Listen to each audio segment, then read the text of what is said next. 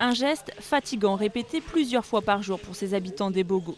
Ils sont plus de 1000 à vivre ici à quelques kilomètres seulement de Yaoundé, la capitale camerounaise.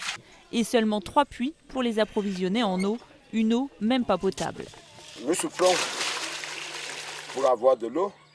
Les gens quittent des centaines, des dizaines de kilomètres pour puiser de l'eau dans certaines puits auxquelles on a certaines maladies, le choléra et un peu de tout. Bon, on ne sait pas.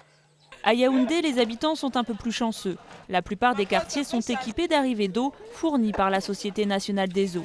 Mais là encore, les problèmes liés à la distribution sont nombreux. C'est tous les jours qu'il y a les coupures.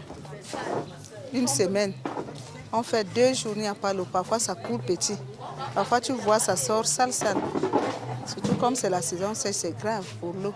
La semaine dernière, tout le monde, les enfants malades, comme le bébé-ci. Il a failli mourir la semaine dernière.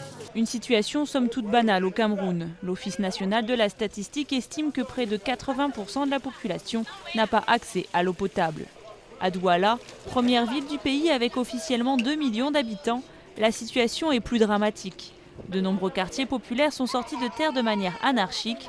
Des épidémies de choléra ont tué plusieurs dizaines de personnes en 2003 et 2004. Moïse et Marilyn, 2 militants pour l'accès à l'eau, reviennent pour la première fois dans le quartier d'Aqua, où ils ont mené une grande campagne de sensibilisation auprès des habitants et des autorités il y a quelques années. Des enseignements qui ne sont plus suivis aujourd'hui. Vous avez un puits qui est apparemment bien construit avec une margelle, sauf que l'eau est à 1,5 mètre du niveau du sol et que vous avez à moins de 4 mètres une latrine. Or, le sol de Douala étant sableux, c'est évident que malgré la clarté de cette eau, elle n'est pas de bonne qualité. Il y a une démission de l'État, je pense qu'on est encore dans ce schéma-là, une démission de l'État ou de l'administration locale, et puis un découragement de la part des habitants. Pour ces militants de la première heure, cette situation est d'autant plus absurde que le Cameroun dispose de larges ressources hydrauliques, mais des ressources fortement polluées, à la fois par la population et par les industries.